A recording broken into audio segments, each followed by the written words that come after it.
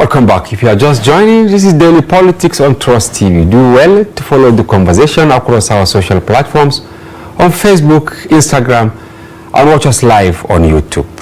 And in the past few days, residents in Katsina State have challenged the state government over a peace deal with bandits and planned the release of 70 bandits in custody. To help us understand the dynamics of these issues, we have in the studio Dr. Hamza Talba, a security analyst. Welcome to the program. It is my pleasure.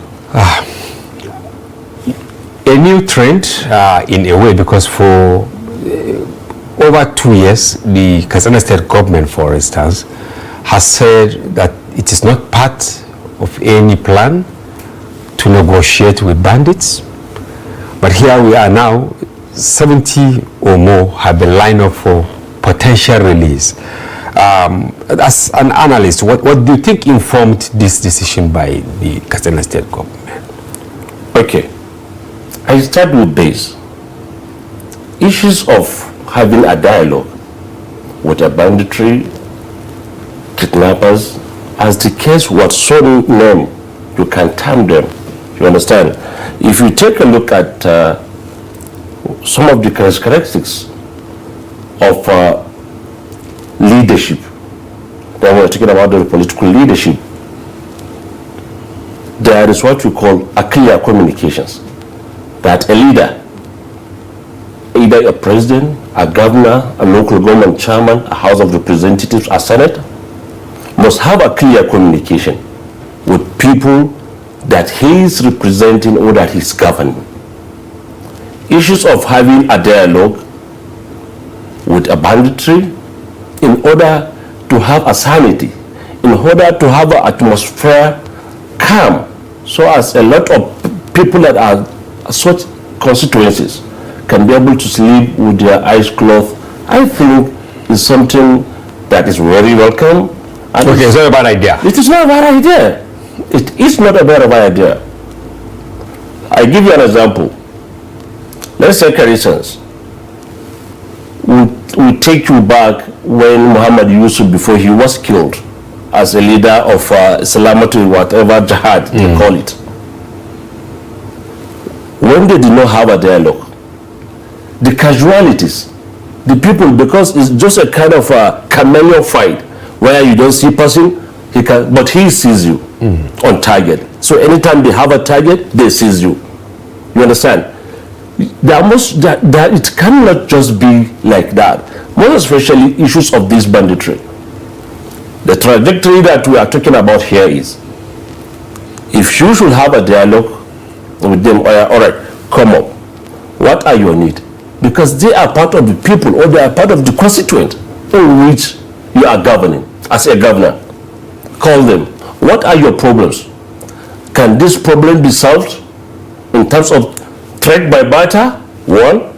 Can this thing be solved amicably, politically? All these are things that we need to expand it.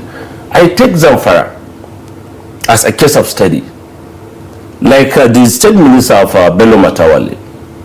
When he was a governor in Zamfara state, a lot of people challenged him on having a dialogue with the banditry. I can see a very video clip that was been going all over the social media, that he has the intimacy with what we call it, Toriji, Kamarawa, and a lot of them. When there was these tensions, the state minister of defense, Bala Motole, and former governor of Zamfara, he did not make that decision alone. He consulted Mr. President of the blessed memory, Mr. Muhammad Buhari, that, okay, Mr. President, this thing has been terrorizing my state, and have sworn with the Holy Quran, I'm going to do whatever based on my ability to protect these people, lives, property. And this thing has becoming out of hand. I want to go and dialogue with these bandits. Mr. President grants him a memo. Okay, please, Matoli, you can go ahead. Go and negotiate with them. And he did not negotiate it alone. He consulted the present governor of Maiduguri, which is Professor Zulu. He also consulted the chairman of the TEDFON, Bello Masari, which is the former governor then. He consulted them, they come together, they share ideas in seeing how to have a dialogue with. When this dialogue took a place, these people, okay, these are our needs. We cannot be able to have our cattle. We cannot be able to have shelters for this. We cannot be able to take this kind of, is that your problem? Yes, these are our problems. Is that your problems? Okay, these are our problems. Because generally, it's just like you wooing a woman. You know, if you want to convince her, if she has a lot of wooers, you understand? If you want to convince her, you want to go diplomatically. But has it solved the problem? No, I'm coming. No, actually, it's solved. To what extent? Because is there any? I mean, no, it's solved. When they had this dialogue, there was no any killings. No person was kidnapped after the dialogue. I don't want to agree with that because we have a lot of data. If you say it went down for some time, fair enough, but then up to the end of Matawale's period, Zampara remain, in the spotlight. But arriving somewhere now. Okay. You have cited example which I didn't actually expect, but here we are, the federal government, through the Minister of Defense now, the Senior Minister of Defense. That's Mr. Christopher. Exactly. Just recently, he reiterated that paying ransom to kidnappers will no longer be tolerated. Negotiating with them, federal government hands are like this. Don't you think that we now have two opposite, titans at the Defense House? Here you have a senior minister who has reiterated that no negotiation with bandits. And then here you have a former governor who is the Minister of State saying it remains the best option. I take it like this. Having a negotiation with them, if it can result peace, if it can result development, you understand? It's a very nice approach, which that what Mr. Bello Matawale took during his time when he was a governor. So let's come back to the federal minister, Mr. Christopher. Everybody is entitled to his opinion. As a fully trained general, all his life he has been in a war front. You understand? So virtually most of it, you cannot see the political aspect because he's not a politician.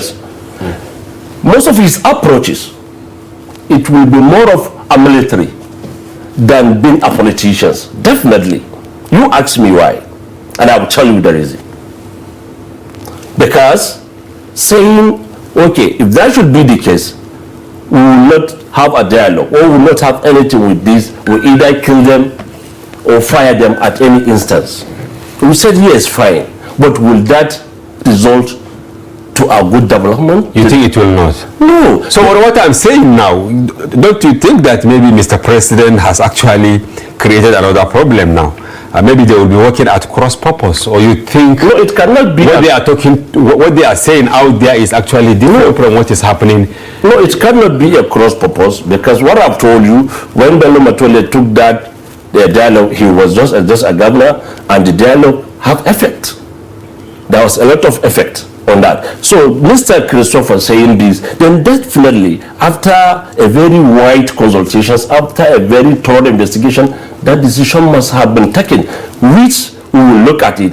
But to me, as an analyst, you understand, as a security expert, I prefer a situation whereby a dialogue we can come together and negotiate this.